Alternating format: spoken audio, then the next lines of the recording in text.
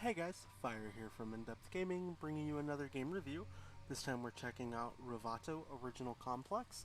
This game was developed and published by Rememory and releases on March 26, 2021 for a price of $14.99.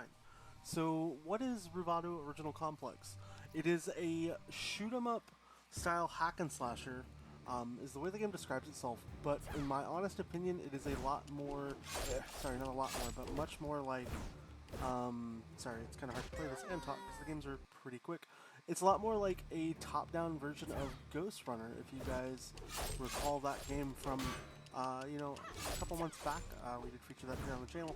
But it's that perspective of a game, I feel like, as if it was a full top-down mechanic game. Now, the game takes place over 5 different chapters, and each chapter has about 20 different levels in it. And the whole point of the game is you have to hack and slash your way through everything, obviously being a hack and slasher, to defeat all your enemies. Now, the way you do that is as you hit different enemies, you create a kind of combo when you kill them, which allows you to do more damage on your next hit. So if you look, you'll see a little bar that grows in number. If I start to engage this guy, or this guy, for example, here, once I kill him, it's going to give my attack a 2 value. That then means every time I hit somebody, it takes 2 damage away from them. And then that continues to progress as you keep going.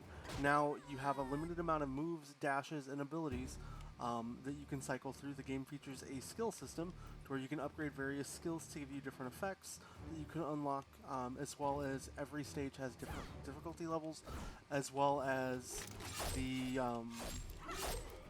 ranked systems for stats that the game also presents with it. So if you're wanting to try to get all the achievements, you are going to need to S-rank everything, which basically means you need to not do what I'm doing and fall to your death, but you have to speed through each one of these levels pretty much as fast as possible. And if you fail anything at any point, it's going to break your chains and cause you to lose the game. Now, it is a very fast-paced game, but very short bursts of levels in that sense. You will not play anything that's really going to take more than a minute to really complete. Most levels take under 30 seconds, except for the boss fights. After every 20 levels, the end of each chapter is a boss fight, and they are quite challenging. The first boss fight is fairly unforgiving, and it's really going to make you have to focus on learning how to use your slowdown abilities to take the enemies out. Now, the game is a pretty big button masher, so if you don't like smashing buttons on your controller, this might not be the game for you. But if you do like skill-based challenging games that set precedence to levels and ranks that you need to attain, this is actually a really fun game. Now, when I first started to pick up and play it, I didn't really do that well because I didn't really know what to do in the game.